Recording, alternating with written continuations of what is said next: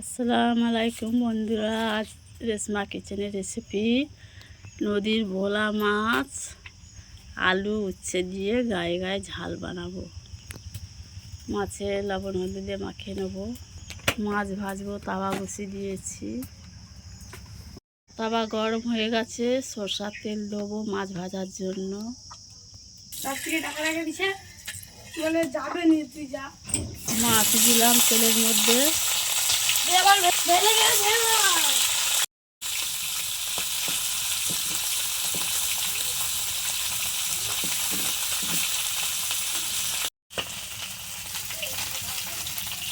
মাছটা এক পিঠ ভাজা হয়ে গেছে, লৌটে দেবো।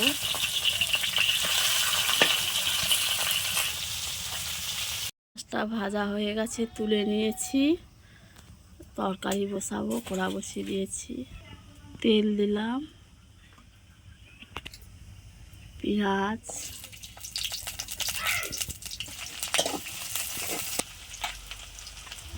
রসুন দিলাম,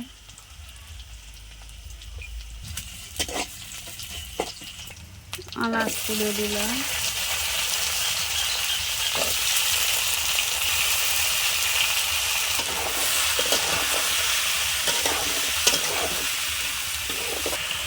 লবণ দিলাম, হলুদের গুঁড়া, লঙ্কার গুঁড়ো দিলাম।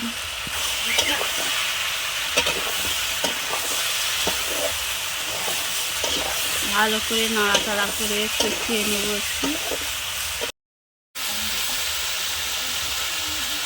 কষানো হয়ে গেছে, এবার পানি ঢেলে দেবো ওর মধ্যে। বেশি ঝোল দেবো না, অল্প করে পানি দেবো, গায়ে গায়ে ঝোল হবে, ঝাল ঝাল করব। মাছের ভাজাগুলো ওর মধ্যে দিয়ে দেবো।